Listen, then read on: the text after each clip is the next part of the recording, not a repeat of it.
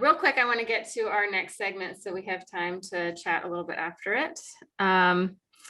So our concept of the day is our next segment, and I think it's pretty in line with what we're talking about here. We might, not to be redundant, but I got this from hooplaimpro.com, their improv glossary. It says ignoring is the concept of the day. Ignoring offers. I'm sorry, what'd you say? I wasn't paying attention. I was ignoring you. Ignoring is the concept of the day.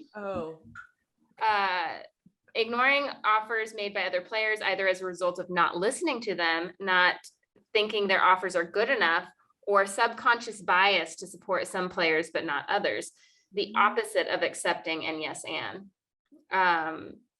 So basically, you're entering a scene and you have an idea of how that scene is going to go, but your scene partner ruins it by bringing in new information. And then you ignore them. Like it's literally you ignore what they say to kind of push your scene forward. And then something doesn't make sense in that scene. That's the concept of the day. How do you experience this in your workshops?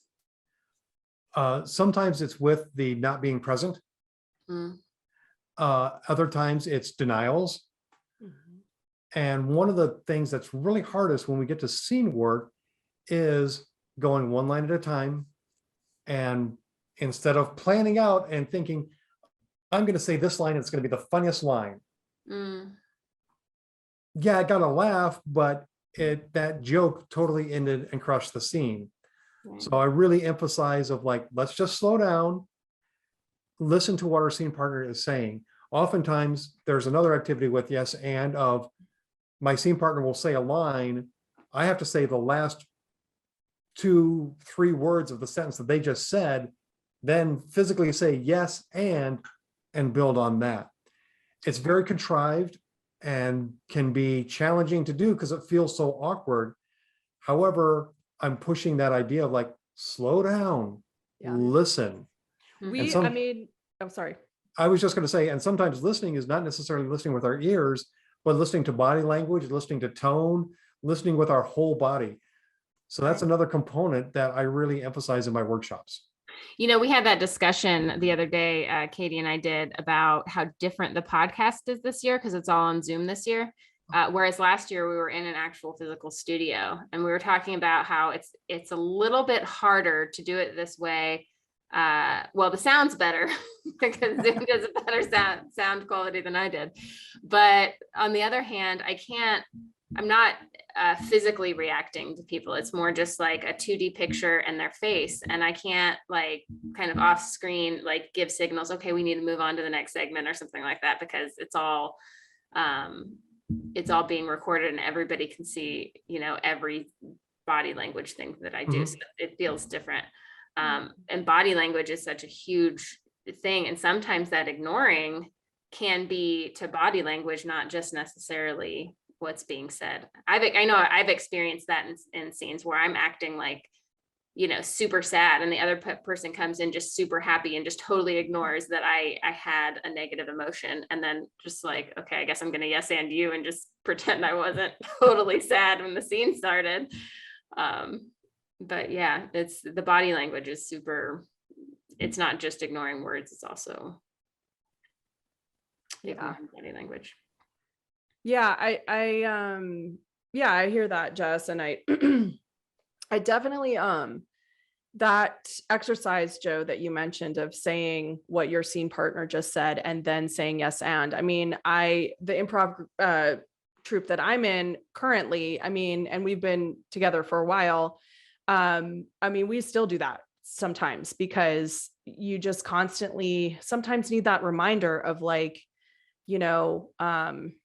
listening. I know it seems simple, but I think that is sometimes what is a little bit contradictory about improv. And I think it's also one of the best things about improv is that it's about creating things in the moment. So you have to have ideas. You have to make choices, but at the same time, you have to you have to also yield to your partner. So it's finding that balance of input versus output, and sort of so finding a way to support each other. And it's not easy to do. I mean, I don't know. I think it's, and everybody has a different, but I think this concept of ignoring is important to think about, because in all aspects. And I'm also wondering too, like, how does this apply to the real world? I mean, I'm thinking of something like, in the business world, like networking, for example. And when you're at a networking event, it's about exchanging ideas, but it's also about listening to other people's ideas and finding a connection that you might have with that person. So I'm wondering if you have anything, or I don't know if you've done, that's come up for you in the workshops, but like in terms of communication, let's just say that, what is it that you can do in the so-called real world? I haven't had it come up in workshops yet.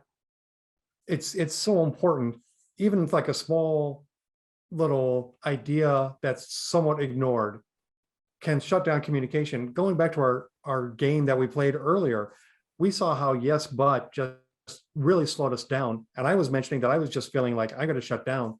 Think about an organization that if, hey, I have an idea, but it gets ignored, or yes, butted,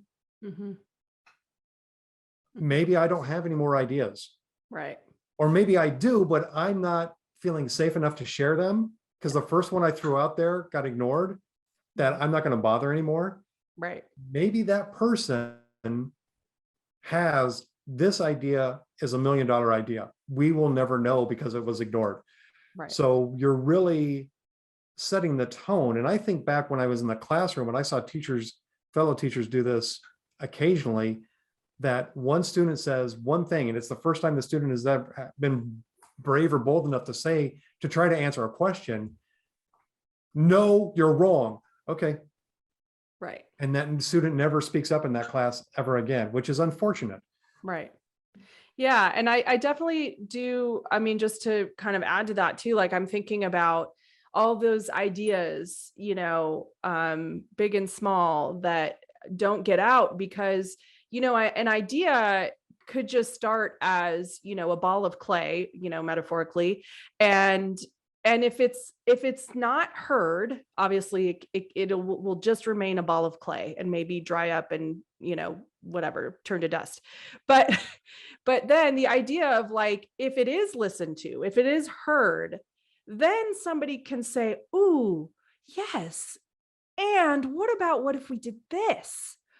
Oh yeah. And then we could do this, and that building, just like you do in a scene, right? With your scene partner. It's about building off of this small idea, or in improv, it could start with a gesture. It could start, like you said, Jess, it could start with an emotion. It could start with one word. It could start with anything. And then you start to build it into something that could potentially be an incredible thing, So I really like that idea.